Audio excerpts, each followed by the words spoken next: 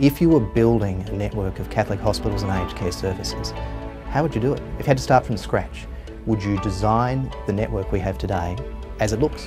inFORMATION is seeking to solve that question.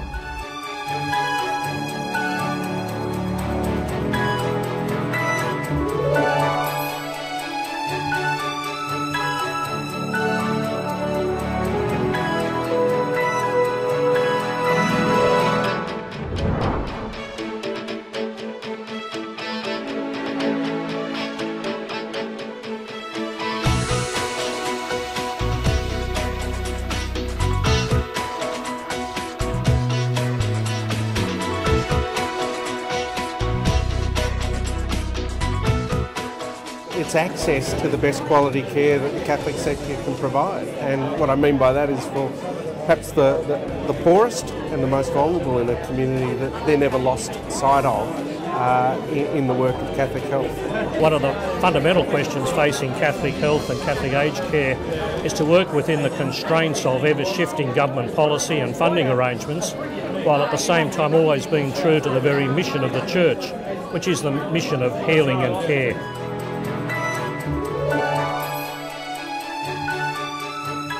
I think there's a lot of those smaller places that really could do with joining a bigger group.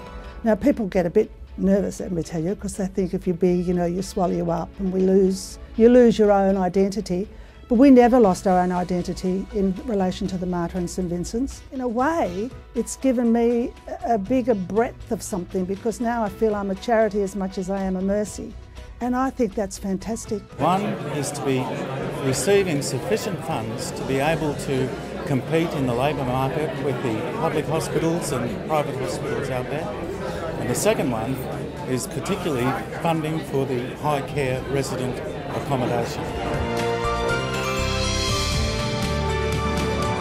There is great demand for the care that we provide.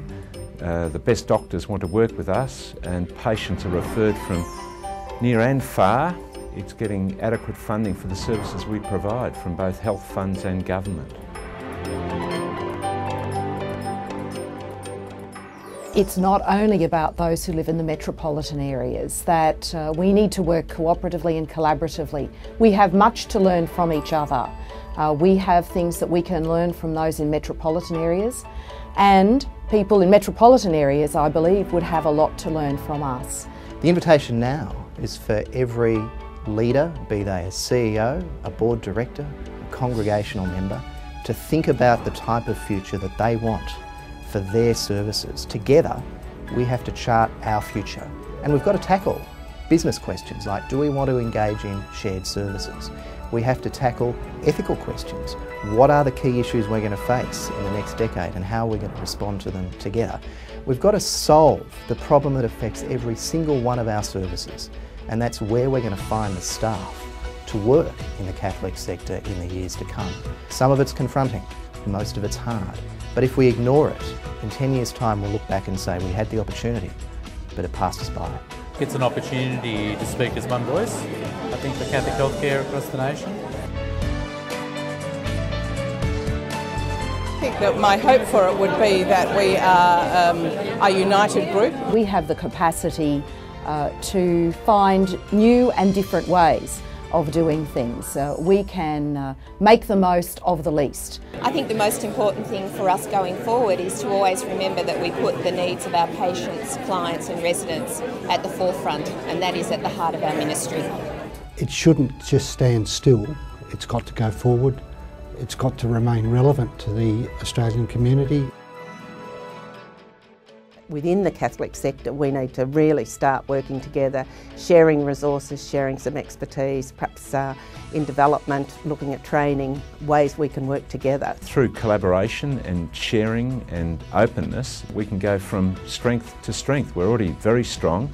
We've got the flagship hospitals in the main capital cities of Australia, and through sharing we can be even stronger and have a front seat at the table when dealing with government or health funds.